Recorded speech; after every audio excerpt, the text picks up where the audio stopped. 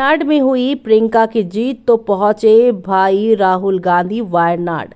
जी हां, जीत के बाद वायनाड पहुंचे राहुल गांधी। बोले, लोगों ने हम पर भरोसा किया। चलिए चलते हैं, जानते हैं खबर को विस्तार से। तब तक आप हमारे चैनल टीसी न्यूज चैनल को लाइक एंड सब्सक्राइब करना ना भूलिएगा। लोकसभा में विपक्ष नेता राहुल गांधी और कांग्रेस सांसद प्रियंका गांधी ने केरल के वायनाड में संयुक्त रैली की। प्रियंका गांधी की उपचुनाव में बड़ी जीत के बाद भाई बहन ने क्षेत्र के लोगों को धन्यवाद दिया।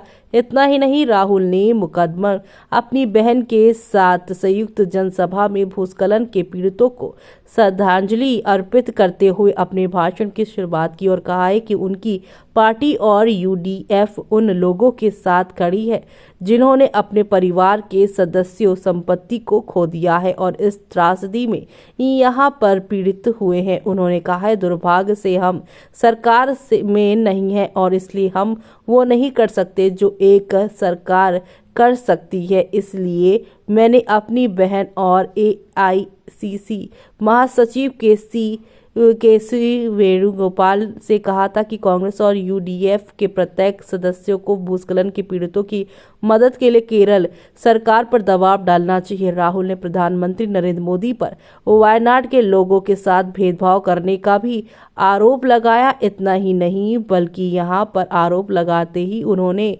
सहायता प्रदान करने के लिए तैयार नहीं किया। इसका वो हकदार है। उन्होंने कहा है कि कैफे जुलाई 30 सबसे बड़ा उदाहरण है। उन्होंने उस परिवार के 11 सदस्यों को खो दिया और कुछ दिनों बाद उन्होंने अपनी पत्नी के कैफे खोलने के सपने को पूरा करने के लिए जुलाई 30 नाम से एक कैफे खोला। अगली बार जब मैं इस इलाके में आऊंगा तो मैं उनके कैफे का दौरा करूंगा और उनका समर्थन करूंगा। उन्होंने कहा है कि प्रियंका 4 लाख से ज्यादा वोटों से जीती। उन्होंने यहाँ पर जो है लगभग 9,50,000 से 6,60,000 वोट मिले। इसका मतलब है कि मेरी बहन को वहां तक पहुंचाने की भावना थी और मेरी बहन को जानते हुए मुझे यकीन है कि कई विपक्षी समर्थकों ने उन्हें वोट देने के बारे में सोचा होगा, लेकिन फिर भी अपनी पार्टी को दिया।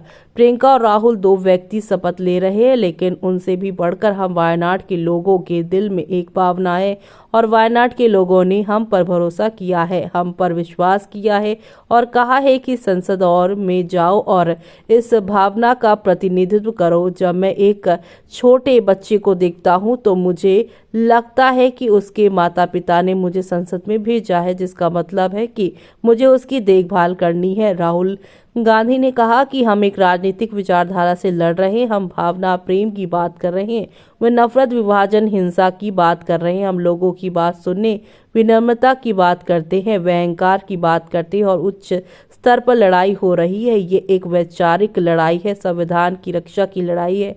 संविधान कहता है कि सभी भारतीयों के साथ समान व्यवहार किया जाना चाहिए।